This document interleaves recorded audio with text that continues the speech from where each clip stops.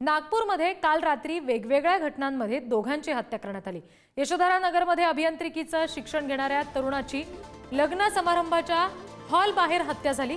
दोन गुंड प्रवृत्तीच्या आरोपींनी लग्नाच्या ठिकाणावर गोंधळ घातला। रामबाग परिसरात मित्रानेच मित्राची दगडाने ठेचून हत्या केली। शाब्दिक वादातून हत्येची घटना घडल्याची माहिती आहे। आरोपीवर 70 पेक्षा जास्त गुन्हे दाखल आहेत असंही कळतंय।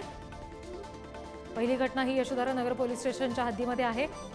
इंजिनिअरिंगचं शिक्षण घेणारा हा तरुण होता। लग्न समारंभाच्या हॉलच्या बाहेरच त्याची हत्या झाली। दोन गुंड प्रवृत्तीचे आरोपी तिथे लग्नाच्या ठिकाणी आले। त्यांनी गोंधळ घातला। नवरी मुलीच्या भावाने त्यांची समजूत काढून त्यांना तिथून बाहेर काढलं आणि त्याचाच राग या दोघांनीही काढला आणि तरुणाची चाकूने भोसकून लग्न समारंभाच्या हॉल बाहेरच हत्या केली। आणखी काही तपशील याबाबतचे बघूयात। 2025च्या जानेवारी महिन्यामध्ये 7 हत्या झाल्या।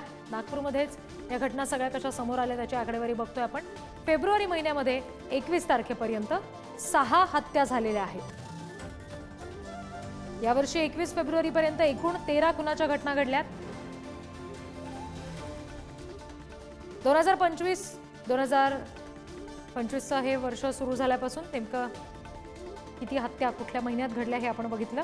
आतापर्यंत 13 हत्यांची नोंद त्या नागपूरमध्ये झाली आहे।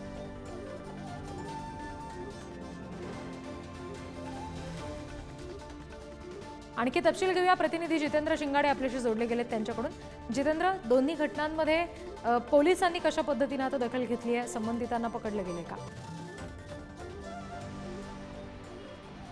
आपण पाहू शकतो की 2 खुनाच्या घटना घडलेल्या आहेत आणि या दोन्ही खुनाच्या घटना ज्या आहेत ते क्षुल्लक वादातून झालेल्या आहेत आणि ज्या रात्री एकाच रात्री या 2 खुनाच्या घटना झाल्या। पहिली घटना जी झालेली होती ती यशोधरा नगर पोलीस स्टेशनच्या अंतर्गत झालेल्या अभियांत्रिकीचं शिक्षण घेणारा विद्यार्थ्याचा लग्नात गेलेला होता। लग्नामध्ये 2 गटात वाद सुरू होता आणि तो वादात मध्यस्थी करण्यासाठी गेल्यावर या तरुणाची चाकूने भोसकून हत्या करण्यात आली। तर दुसरी जी हत्या झाली आहे ती इमामवाडा पोलीस स्टेशनच्या हद्दीमध्ये झालेली आहे आणि त्यामध्ये एक गुन्हेगार प्रवृत्तीचा व्यक्ती होता, सोनू वासनिक म्हणून त्याचं नाव आहे। त्याचा किरकोळ वादामध्ये रात्री दारू पिण्याच्या नशेमध्ये त्यांचा खून झालेला आहे। एकूणच पाहता खुनाच्या या दोन्ही घटनांनी मात्र नागपुरात खळबळ उडालेली आहे। पुन्हा एकदा नागपूर क्राईम कॅपिटल होतं की काय अशी एक भावना आता नागरिकांमध्ये सुरू आहे।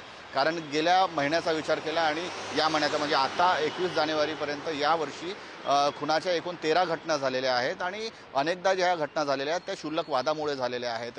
गँगवॉर सारखं एखादा किंवा मोठे गुन्हेगार यामध्ये जरी सहभागी नसले तरी अशा प्रकारच्या घटना होऊ नये यासाठी काहीतरी आता काळजी घेणे आणि त्या अनुषंगाने पावले उचलण्याची गरज असल्याचं सांगण्यात येते आणि त्याची मागणीही नागपूरकर करत आहेत। कारण नागपुरात मोठ्या प्रमाणात खुनाच्या घटना होतात आणि या खुनाच्या घटना रोखण्यासाठी काहीतरी ठोस पावलं उचलणं तेवढंच आवश्यक असल्याचं नागरिकांचं म्हणणं आहे।